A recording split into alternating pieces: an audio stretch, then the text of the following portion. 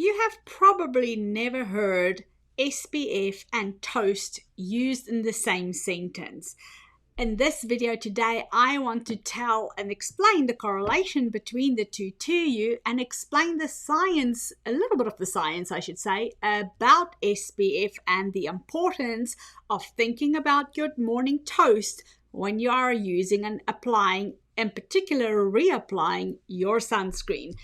For those of you who don't know me, my name is René Serbon, international skin expert, and in this video I'm going to dig into the importance of sun protection, when it should be used, the differences between sunscreens, and that correlation to toast. Okay. Point number one, it's really important to understand that there are two key different types of sun protection. The one is physical sunscreen and the other one is basically a chemical sunscreen. The difference between them is that one absorbs into the skin superficially, like within the first layer of skin of the epidermis, which contains 5 layers, but it is there that it will allow the UV rays to pass through that very first layer of skin, engulfing the rays and basically destroying the rays. Now, for people who have super sensitive skin, sometimes they will feel a little thermal action as that happens, but basically it is the chemical filters that engulfs and, if you will, for lack of a better description, gobble up the UV rays like Pac-Man would gobble up those dots that it goes to eat.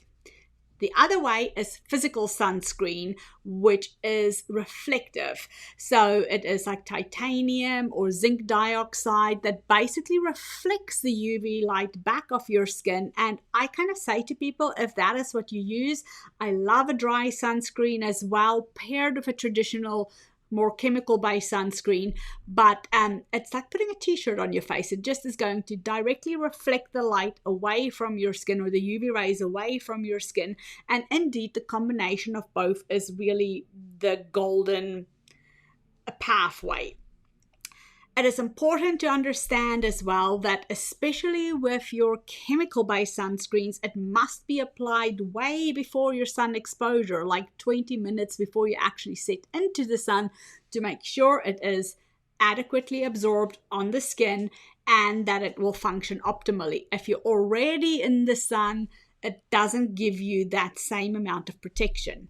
Now let's talk about the SPF values of sunscreen, and I just put a post into my Instagram and Facebook channels, which really kind of sparked a really great conversation, and that's why I thought I'm going to do this video, just to explain things a little bit clearly from my point of view. The response was, or the post was, that my belief is that SPF 50 is not the superstar in sun protection, and that actually SPF 30 is the superstar in the world of sunscreen and choices that we want to make in utilizing it. And then one of my dear friends, Rose, kind of came back and said she's also an amazing skin expert and a physician, and she shared with me that she thinks 50 is the way to go, and that obviously from a clinical point of view and a testing point of view in laboratory conditions, it absolutely does give you more protection, but the difference between an SPF 30 and 50 is only about 1% more efficiency. Now, some might argue, well, 1% when it comes to sun is a lot, and some might argue it is not a lot, but it's actually not the 1% that trips me up. Let's talk about what SPF means. It means that if, for example, let's just use 1 minute as a guide here. Let's say that your skin starts to burn when you've been in the sun for 1 minute. If you apply an SPF 30, it will now start to burn when you've been in the sun for 50 minutes instead of 1 minute. So if you apply an SPF of 30, you're now going to burn in the sun in 30 minutes instead of that 1 minute. Reapplication is where my argument actually comes in, because if you reapply at 30 minutes, do you get another 30 minutes and therefore won't start to burn until 60 minutes? I wonder. If you're applying an SPF 50, are you then going to start to burn when you're in the sun for 100 minutes? So this is where my toast analogy comes in. So think about your morning toast and that perfect crisp. Okay, I've got double sun toast. Here we go.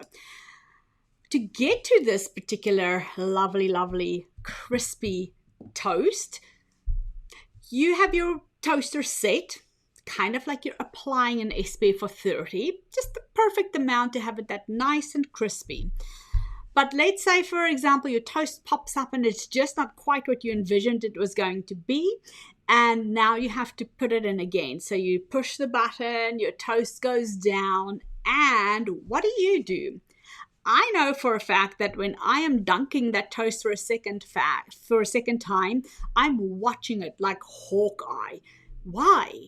Because if I toast it for the same amount of time again, inevitably what I end up with is burnt toast.